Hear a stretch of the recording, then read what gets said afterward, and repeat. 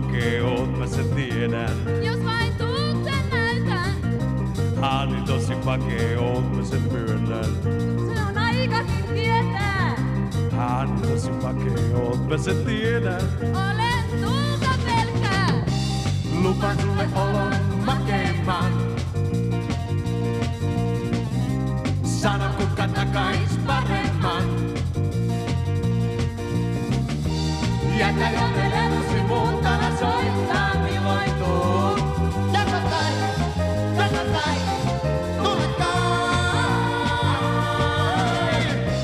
Lupaan sulle olon makeimman.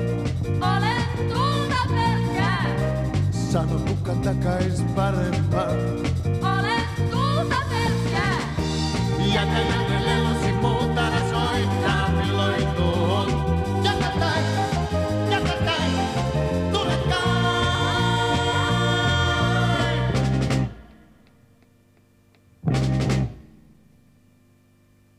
No, miksi näin totisia?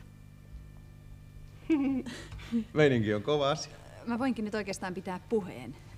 Sinulle Tapani, kansa, kansanlapsi ja Suomen kansan lempilapsi.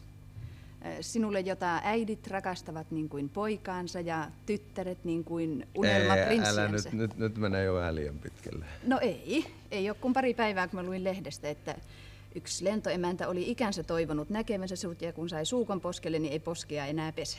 Meillä on kivoja lentoemäntiä Suomessa. Miten se muuten tytöt on ihan, onko tämä Tapani niin hirmuisen rakastettava? No ainakin harjoitusvaiheessa ihan on osannut ottaa meidät huumorilla, kun me ollaan tämmöisiä.